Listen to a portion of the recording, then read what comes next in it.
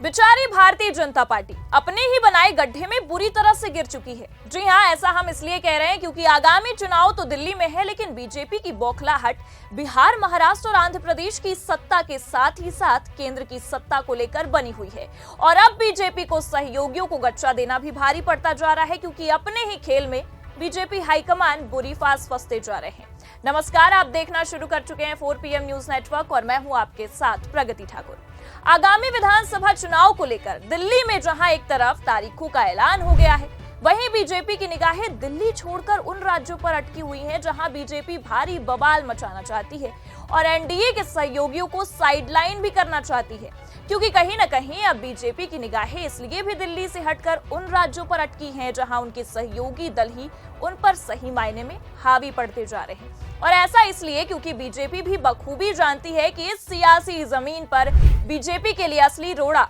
अगर कोई है तो विपक्षी खेमा या इंडिया गठबंधन नहीं, बल्कि खुद बीजेपी के ही सहयोगी दल हैं, जिन पर कथित चाणक्य हावी पड़ना तो चाहते हैं, पर उनके बड़बोलेपन की वजह से आज वही सहयोगी बीजेपी पर हावी पड़ते जा रहे हैं। और कहीं न कहीं दिल्ली से लेकर महाराष्ट्र और महाराष्ट्र से लेकर बिहार और खासकर अब तो आंध्र प्रदेश के साथ साथ केंद्र में भी बीजेपी की लुटिया डूबती नजर आ रही है। तो फिलहाल क्यों बीजेपी दिल्ली की नैया को छोड़कर बिहार, आंध्र प्रदेश और महाराष्ट्र की नैया बचाने में लगी है, ये भी आपको बताएंगे। साथ ही अब क्यों सहयोगियों ने बीजेपी की टेंशन बढ़ाकर रख दी है और अब एक नहीं बल्कि बीजेपी को 2 बैसाखी खसकने का डर सताने लगा है, उस पर भी आएंगे। लेकिन उससे पहले आप ये खबर देखिए। दिल्ली विधानसभा चुनाव की तारीखों का ऐलान 5 फरवरी को, वोटिंग 8 को आएंगे नतीजे। तो फिलहाल अब दिल्ली में विधानसभा चुनाव की तारीखों का ऐलान हो गया। इसी के साथ आपको बता दें कि यूपी और तमिलनाडु की 2 सीटों पर उपचुनाव की तारीखों का भी ऐलान हो गया। साथ ही दिल्ली में आचार संहिता भी लागू हो गई है। लेकिन सबसे ज्यादा यहाँ पर गौर करने वाली चीज ये है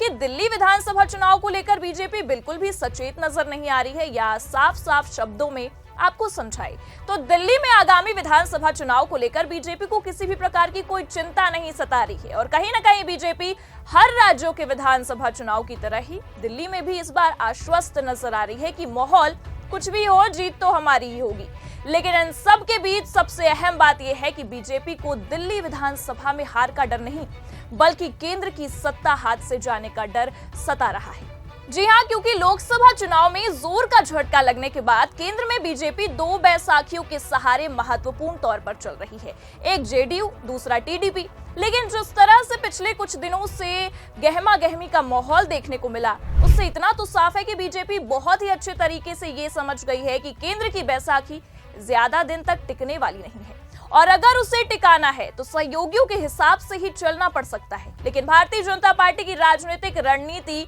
कभी ऐसी रही ही नहीं कि वो किसी के हिसाब से चले, बल्कि आप सभी भी बहुत ही अच्छे तरीके से ये समझते हैं कि अपने तानाशाही रवैये को बीजेपी सहयोगियों पर हमेशा से थोपना चाहती है। लेकिन अब बेचारी भारतीय जनता पार्टी वो काम कर नहीं पा रही है, क्योंकि इन्हीं सहयोगियों ने इस वक्त बीजेपी की हवाइयां उड़ा कर रख दी है। पिछले कुछ दिनों से कैसे नीतीश कुमार ने बीजेपी आलाकमान के नाक में दम करके रखा है, ये तो आप और हम बखूबी जानते हैं। दिल्ली से लेकर बिहार तक नीतीश चाचा ने भारी फजीहत करा कर रख दी है बीजेपी हाईकमान की, क्योंकि हाईकमान महाराष्ट्र के खेल को देखते देखते ये समझ बैठे थे कि बिहार में भी गच्चा दे ही दिया जाएगा। लेकिन शायद पूरी की पूरी गुजरात लॉबी को ही नीतीश कुमार ने इस वक्त गच्चा दे दिया है, क्योंकि अब नीतीश कुमार महाराष्ट्र वाले दाव से भली भांति परिचित हो चुके हैं और थोड़ा बहुत तो बची खुची कसर वो खुद इंडिया गठबंधन ने, कह सकते हैं कि इंडिया गठबंधन के साथियों ने नीतीश कुमार को करा दी है। जी हाँ, क्योंकि कुछ दिनों पहले ही संजय राउत ने यह दावा किया था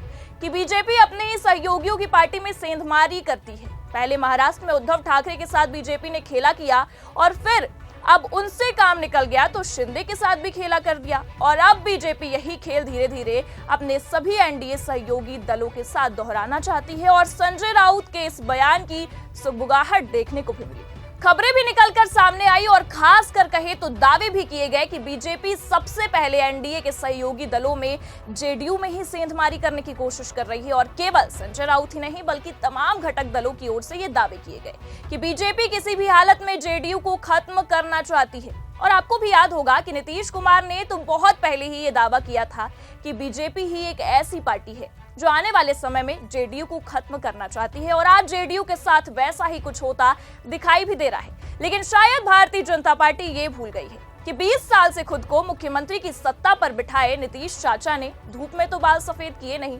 चाचा भी एक मंझे हुए खिलाड़ी हैं और अब चाचा ने कथित चाणक्य की रणनीति या कह सकते हैं कि चाणक्य के ही चक्रव्यूह में उन्हें फंसा डाला है। जी हां, क्योंकि एक तरफ तो बीजेपी को नीतीश के खसकने का डर सता रहा है, लेकिन नीतीश और नायडू के बढ़ते याराने ने भी अब भारतीय जनता पार्टी के आलाकमान कथित चाणक्य के साथ साथ प्रधानमंत्री मोदी की धड़कनें बढ़ा दी हैं, क्योंकि प्रधानमंत्री किसी भी हालात में अपनी तीसरी बार ये ताकतवर कुर्सी को हाथ से गंवाने नहीं देना चाहते हैं। लेकिन खुद बीजेपी के कथित चाणक्य और प्रधानमंत्री मोदी के बेहद करीबी परम मित्र अमित शाह ने ही इस मुसीबत को बुलाया है, क्योंकि जिस तरह से चाचा ने प्रधानमंत्री मोदी के प्रति अपने रुख बदले या कह सकते हैं कि उनको आंख दिखाया, इससे ये तो साफ है कि शाह की गलती मोदी पर भारी पड़ रही है, क्योंकि ये वही नीतीश कुमार हैं जो हर 10 दिन में प्रधानमंत्री के पैरों पर गिर जाया करते थे और ये दावे भी जरूर किया करते थे कि अब की बार आपके साथ ही रहेंगे। आज वही नीतीश कुमार, वही मित्र अब साथ तो दूर मिलने से भी मना कर रहे हैं, क्योंकि नीतीश कुमार साफ साफ यही चाहते हैं कि जिस तरह से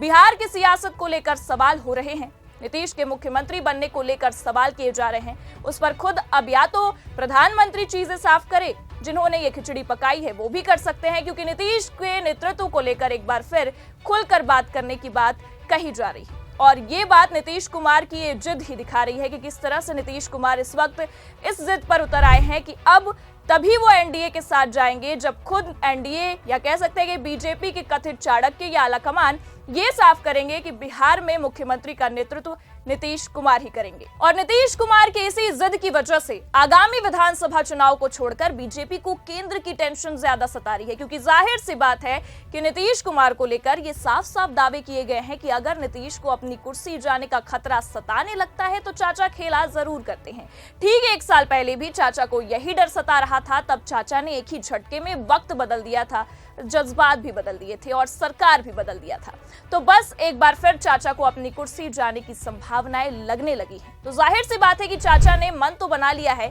बस सही वक्त का इंतजार कर रहे हैं। और अगर बीजेपी की केंद्र से एक बैसाखी टूटी तो जाहिर सी बात है कि आने वाले समय में टीडीपी या कह सकते हैं कि चंद्रबाबू नायडू भी बीजेपी के साथ प्रेशर पॉलिटिक्स वाला खेला खेल सकते हैं, क्योंकि बिहार में इस वक्त सबकी निगाहें आगामी 18 जनवरी पर टिकी हुई हैं। और चूंकि आगामी दिनों में आरजेडी विधायकों की एक बड़ी बैठक होने वाली है और खास तौर पर इस बैठक में संभावनाएं तो ये भी जताई जा रही हैं और सूत्रों के हवाले से खबर भी यही आ रही है कि राहुल गांधी भी शामिल हो सकते हैं। तो कहीं ना कहीं आने वाले ये 10 दिन बीजेपी के लिए भारी तो होने वाले हैं और अब ये देखने वाली बात होगी कि बीजेपी किस तरह से दिल्ली से लेकर बिहार तक अपनी सत्ता बचाने के लिए रणनीति अपनाने वाली है या बीजेपी की रणनीति ही उस पर भारी पड़ने वाली है। फिलहाल आपको क्या लगता है इस मामले को लेकर अपनी राय कमेंट करके जरूर बताएं। खबर कैसी लगी लाइक और शेयर जरूर करें। चैनल पर नए हैं तो सब्सक्राइब करना भी मत भूलें। देखते रहिए 4PM न्यूज नेटवर्क। नमस्कार।